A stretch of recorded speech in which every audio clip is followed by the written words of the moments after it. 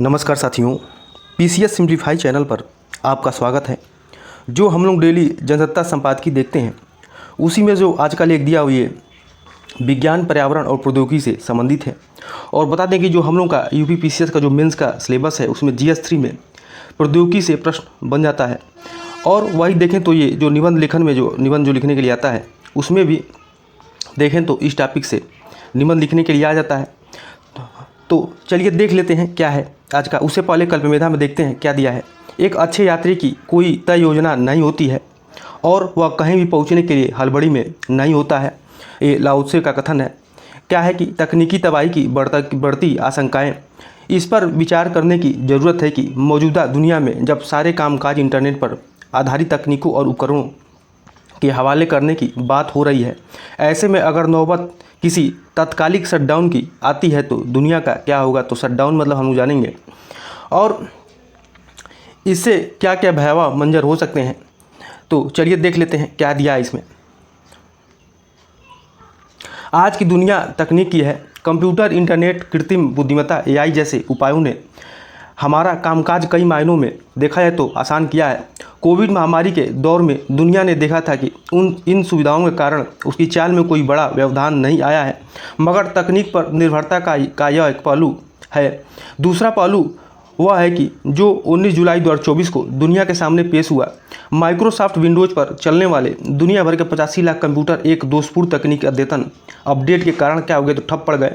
इसका असर हवाई अड्डों पर विमानों के संचालन से लेकर बैंकों, शेयर बाजारों, आपातकालीन सेवाओं से लेकर टीवी प्रसारण तक पर पड़ा। सवाल है कि ऐसा क्यों हुआ और क्या दुनिया ऐसे तकनीकी हादसों से बच सकती है।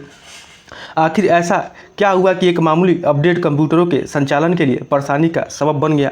यह आंकड़ा खुद माइक्रोसॉफ्ट कंपनी ने जारी किया है कि 19 जुलाई को पैदा समस्या ने कम से कम 85 लाख कंप्यूटरों पर blue death of screen BDOS नामक समस्या उत्पन्न की। इससे क्या हुआ तो इससे काम कर रहे कंप्यूटरों की पूरी स्क्रीन क्या हुई तो अचानक आसमानी नीले रंग की हो गई और उन पर एक त्रुटि जो बग एरर का संदेश आने लगा। वैसे तो कंप्यूटरों पर विभिन्न गतिविधियों के कारण त्रुटियों के ऐसे संदेश स्थानीय स्तर पर आते रहते हैं, लेकिन इस बार यह समस्या विश्वव्यापी थी। ऐसा इसलिए हुआ क्योंकि माइक्रोसॉफ्ट कंप्यूटरों को साइबर हमलों से बचाने के लिए एक अन्य कंपनी कौन सा तो क्राउड स्ट्राइक ने सभी माइक्रोसॉफ्ट कंप्यूटरों के लिए स्वतः चालू होने वाला एक सॉफ्टवेयर अपडेट जारी किया था, जिसमें कुछ दोष रह गए थे। जैसे ही यह सॉफ्टवेयर अपडेट शुरू हुआ तो माइक्रोसॉफ्ट विंडोज़ पर चलने वाले कंप्यूटर का संचालन क्या हुआ तो रुक गया। चूँकि ये कंप्यूटर किसी अंदरूनी जैसे कि हार्डवेयर और मदरबोर्ड में दिक्कत या बाहरी समस्या जैसे कि वायरस हमला या साइबर अटैक पर पैदा होने पर संचालन रोकने का स्वतः व्यवस्था से लैस होते हैं। इसलिए दोषपूर्ण सॉफ्टवेयर अपडेट शुरू होते ही उन्होंने काम करना बंद कर दिया। खासकर क्लाउड नेटवर्क से जुड़े लाखों कंप्यूटरों के नीले स्क्रीन ने साफ कर दिया कि उनका सिस्टम क्या हो गया है तो क्रैश हो गया है। और क्राउड स्ट्राइक फाल्कन नामक यह सॉफ्टवेयर अपडेट दरअसल एक साइबर सुरक्षा उपकरण है जो कंप्यूटरों को विभिन्न साइबर हमलों से बचाने के लिए बनाया गया। तो ये पूछ सकता है कि क्राउड स्ट्राइक फाल्कन क्या है। तो ये क्या है तो देखा जाए तो ये एक सॉफ्टवेयर अपडेट है जिससे क्या होगा तो साइबर सुरक्षा होगी और जो कंप्यूटरों के विभिन्न साइबर हमलों से बचाने के लिए देखा जाए तो बनाया गया है। मगर इसमें देखें तो तकनीकी खामी भी है। इसलिए माइक्रोसॉफ्ट विंडोज़ से लैस कंप्यूटरों का संचालन एक झटके में रुक गया।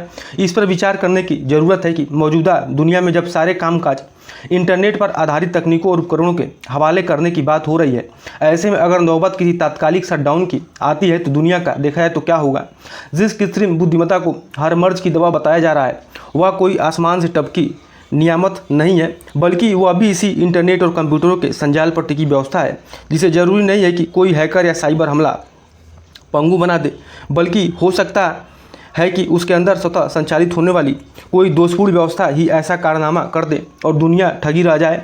आज जिस तरह पूरी दुनिया में इंटरनेट से जुड़े कंप्यूटरों के संजाल से अस्पताल चलाए जा रहे हैं, ट्रैफिक नियंत्रण किए जा रहे हैं, शेयर बाजार है, आरक्षण प्रणालियाँ हैं और यहाँ तक कि देशों के सुरक्षा तंत्र उन पर कायम है। ऐसे में कोई तकनीकी खामी सारे प्रबंधन को एक ही पल में तबाह कर सकती है। गौरतलब है कि आज ऐसी तकनीकी खामियां पैदा करने वाले कारकों की कोई कमी नहीं है। समुद्र के नीचे बिछी इंटरनेट सेवाएं देने वाली केबल काटने से ऐसा हो सकता है।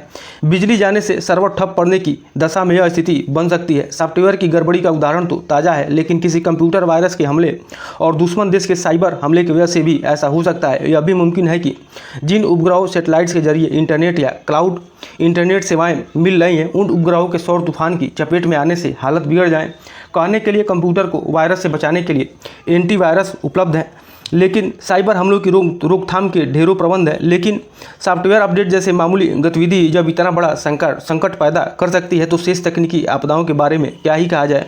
ताज़ा डिजिटल सुनामी तब आई जब एक कंपनी ने सॉफ्टवेयर अपडेट जैसे वैध और संभवतः जारी करने से पहले कई बार आजमाई गई तकनीक को लागू किया था।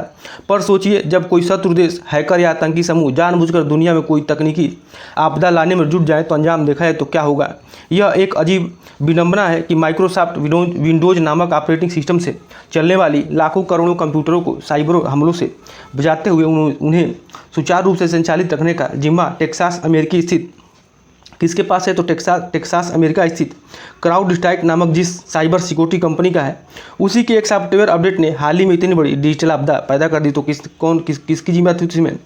टेक्सास की कंपनी है। कौन सी? तो क्राउडस्ट्राइक है। ठीक है, इस कंपनी को साइबर सुरक्षा में माहिर माना जाता है। दावा किया जाता है कि बड़ी कंपनियां एयरलाइनों, आपातकालीन सेवाओं के कॉर्पोरेट नेटवर्क और क्लाउड नेटवर्क को एक दूसरे से जोड़ने वाले उपकरणों आदि को कंप्यूटर वायरस, मालवेयर और हैकिंग से बचाने से में इसी कंपनी की अहम भूमिका है। खासकर क्लाउड नेटवर्क की सेवाएं लेने वाली कंपनियां अपने सर्वर को साइबर हमलों और हैकिंग से सुरक्षित रखने के उद्देश्य से क्राउडस्ट्राइक की सेवाएं लेती हैं। दुनिया भर में साइबर हमलों की जाँच में इस कंपनी की महत्वपूर्ण भूमिका बताई जाती है। मगर देखें तो ताज़ा घटना से क्राउडस्ट्राइक कंपनी के साथ साथ माइक्रोसॉफ्ट की साख पर भी सवाल खड़े हो गए हैं। इसी तरह 2010 में एंटीवायरस बनाने वाली कंपनी मैकफी की एक गलती से अनजाने में दुनिया भर में विंडोज एक्सपी पीसी का संचालन क्या हुआ तो बंद हो गया था। उस समय भी ऐसी हलचल मची थी। ऐसा नहीं है कि इंटरनेट पर आश्रित साइबर नेटवर्क के बैठ जाने की यह अकेली घटना है। छोटे मोटे तकनीकी हादसे तो अक्सर होते रहते हैं। कभी व्हाट्सएप, कभी इंस्टाग्राम, फेसबुक का संचालित करने वाली कंपनी मेटा का सर्वर ठप पड़ जाता है, तो कभी गूगल की चाल मंद पड़ जाती है। साइबर हमलों और हैकिंग ने दुनिया को अलग से हैरान परेशान कर रखा है। यह ठीक है कि इंटरनेट और कंप्यूटर से बहुत से कामकाज सुविधापूर्ण बन गए हैं, लेकिन जैसे जैसे चुनिंदा तकनीक कंपनियों पर हमारी निर्भरता बढ़ रही है, उसमें हमें ऐसी तकनीकी आपदाओं के लिए तैयार रहना होगा। तकनीकी प्रबंधों के बल पर जो दुनिया एक टापू में बदल गई है, उसको कोई तकनीक तूफान कैसे तबाह कर सकता है। इस सबक को याद रखने और इससे बचने के प्रबंध करने का वक्त आ चुका है। छोटे मोटे तकनीक हादसे तो अक्सर होते रहते हैं। कभी व्हाट्सएप, इंस्टाग्राम, फेसबुक का संचालित करने वाली कंपनी कौन सी है, तो मेटा है, का सर्वर ठप पड़ जाता है, तो कभी गूगल की चाल मंद पड़ जाती है। साइबर हमलों और हैकिंग ने दुनिया को अलग से हैरान परेशान कर रखा है। यह ठीक है कि इंटरनेट और कंप्यूटर से बहुत से कामकाज सुविधापूर्ण बन गए हैं, लेकिन जैसे जैसे चुनिंदा तकनीकी कंपनियों पर हमारी निर्भरता बढ़ रही है, उसमें हमें ऐसी तकनीकी आपदाओं के लिए देखा जाए तो तैयार रहना होगा। और तकनीकी प्रबंधों के बल पर जो दुनिया एक टापू में बदल गई है, उसको कोई तकनीकी तूफान कैसे तबाह कर सकता है। इस सबक को याद रखने का वक्त अब आ चुका है।